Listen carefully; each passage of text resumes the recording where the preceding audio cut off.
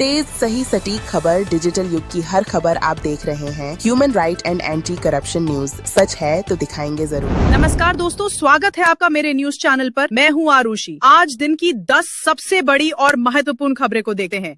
अमेरिकी राष्ट्रपति Donald Trump के प्रशासन ने भारत पर 25% का अतिरिक्त टैरिफ लगाने की आधिकारिक अधिसूचना जारी की है। यह नया टैरिफ 27 अगस्त से प्रभावी होगा। इस फैसले का कारण अमेरिका ने रूस के खिलाफ राष्ट्रीय सुरक्षा और विदेश नीति को खतरे के रूप में बताया है, क्योंकि भारत रूस से रियायती दरों पर कच्चे तेल और अन्य पेट्रोलियम उत्पादों को खरीद रहा है। दिल्ली में आम आदमी पार्टी आप के नेता और पूर्व मंत्री सौरभ भारद्वाज के आवास समेत 13 ठिकानों पर प्रवर्तन निदेशालय एड ने छापेमारी की है। यह कार्रवाई 5,590 करोड़ रुपए के कथित अस्पताल निर्माण घोटाले की जांच से जुड़ी है। आपने इस कार्रवाई को राजनीति से प्रेरित बताया है, जबकि भाजपा ने कहा है कि कोई भी दोषी बख्शा नहीं जाएगा। हिमाचल प्रदेश, उत्तराखंड, पंजाब और जम्मू कश्मीर सहित उत्तर भारत के कई हिस्सों में भारी बारिश और बाढ़ का कहर जारी है। नदियां उफान पर हैं और कई जगहों पर भूस्खलन के कारण सड़कें बाधित हो गई हैं। दिल्ली में भी यमुना नदी का जलस्तर खतरे के निशान के करीब पहुंच गया है। पंजाब में भारी बारिश के कारण कई जिलों में स्कूल बंद कर दिए गए हैं। गाजा में इजरायली वायुसेना के हमले में एक अस्पताल पर निशाना साधा गया है। इस हमले में 5 पत्रकारों समेत 20 लोगों की मौत हो गई है। मरने वालों में रॉयटर्स और एसोसिएटेड प्रेस जैसी अंतर्राष्ट्रीय समाचार एजेंसियों के पत्रकार शामिल हैं। इस घटना ने एक बार फिर गाजा में चल रहे संघर्ष की भयावहता को उजागर किया है। 130वां संवैधानिक संशोधन विधेयक। इस विधेयक का उद्देश्य सार्वजनिक जीवन में शुचिता लाना है। इसके मुख्य प्रावधानों के तहत यदि कोई प्रधानमंत्री, मुख्यमंत्री या मंत्री किसी गंभीर अपराध जिसमें 5 साल या उससे अधिक की सजा हो के आरोप में लगातार 30 दिनों तक जेल में रहता है तो उसे पद से हटा दिया जाएगा। यदि प्रधानमंत्री स्वयं ऐसे आरोप में जेल में रहते हैं तो उन्हें 31वें दिन इस्तीफा देना होगा, अन्यथा उनका पद स्वतः ही समाप्त हो जाएगा। भारतीय नौसेना में नए युद्धपोत। भारतीय नौसेना ने 26 अगस्त को विशाखापत्तनम में 2 अत्याधुनिक स्टील फ्रिगेट INS उदयगिरि और INS हिमगिरि को अपने बेड़े में शामिल किया। ये दोनों युद्धपोत प्रोजेक्ट 17A नीलगिरी क्लास का हिस्सा है। ये ब्रह्मोस मिसाइल और बराक 8 जैसे उन्नत हथियार प्रणालियों से लैस है। इन युद्धपोतों को भारत में ही बनाया गया है, जो आत्मनिर्भर भारत और मेक इन इंडिया पहल का एक बड़ा उदाहरण है। दिल्ली विकास प्राधिकरण DDA ने एक नई आवासीय योजना शुरू की है, जिसमें 39 लाख रुपए से शुरू होने वाले प्रीमियम फ्लैट खरीदने का अवसर है। इस योजना के लिए रजिस्ट्रेशन आज से शुरू हो गए हैं और फ्लैटों का आवंटन ईक्शन के माध्यम से किया जाएगा। उत्तर प्रदेश में पिछले साल के मुकाबले सड़क हादसों में 15% की बढ़ोतरी दर्ज की गई है। रिपोर्ट के अनुसार इन हादसों में मरने वालों में सबसे ज्यादा संख्या बाइक सवारों की है। यह आंकड़ा सड़क सुरक्षा नियमों के पालन में कमी को दर्शाता है। भारतीय वायुसेना का प्रतिष्ठित लड़ाकू विमान MiG-21 आज अपनी अंतिम उड़ान भरेगा। यह विमान 1960 के दशक से भारतीय वायुसेना का हिस्सा रहा है और अब अपनी सेवा से रिटायर हो रहा है। MiG-21 की जगह पर अब स्वदेशी रूप से विकसित LCA तेजस मार्क 1 जैसे आधुनिक विमान लेंगे। PM मोदी का गुजरात दौरा और विकसित भारत रोजगार योजना। प्रधानमंत्री नरेंद्र मोदी ने गुजरात के अहमदाबाद में एक रोड शो किया। इस दौरान उन्होंने विकसित भारत रोजगार योजना की घोषणा की, जिसका उद्देश्य युवाओं को रोजगार के अवसर प्रदान करना है। इस योजना के तहत पहली नौकरी पाने वालों को 15,000 रुपए की वित्तीय सहायता मिलेगी। उन्होंने आर्थिक नीतियों को लेकर भी बात की और कहा कि भारत किसी भी दबाव के सामने नहीं झुकेगा।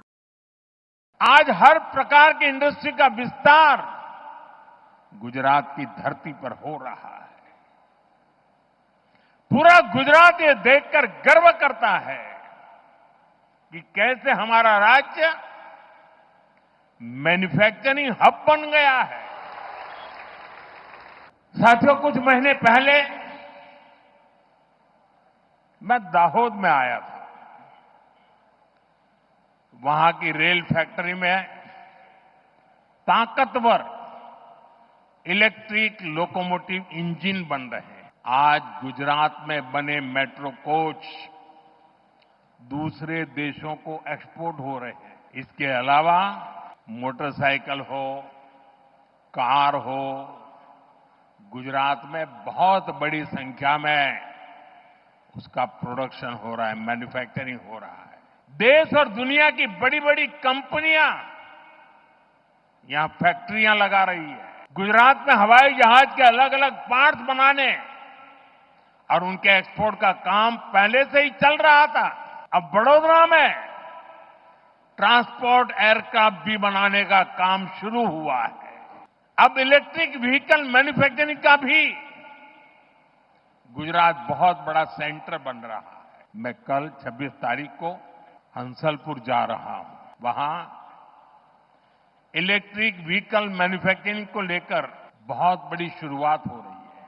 आज जितने भी आधुनिक इलेक्ट्रॉनिक उपकरण बन रहे हैं वो सेमीकंडक्टर के बिना नहीं बन सकते। गुजरात अब सेमीकंडक्टर सेक्टर में भी बड़ा नाम करने जा रहा है।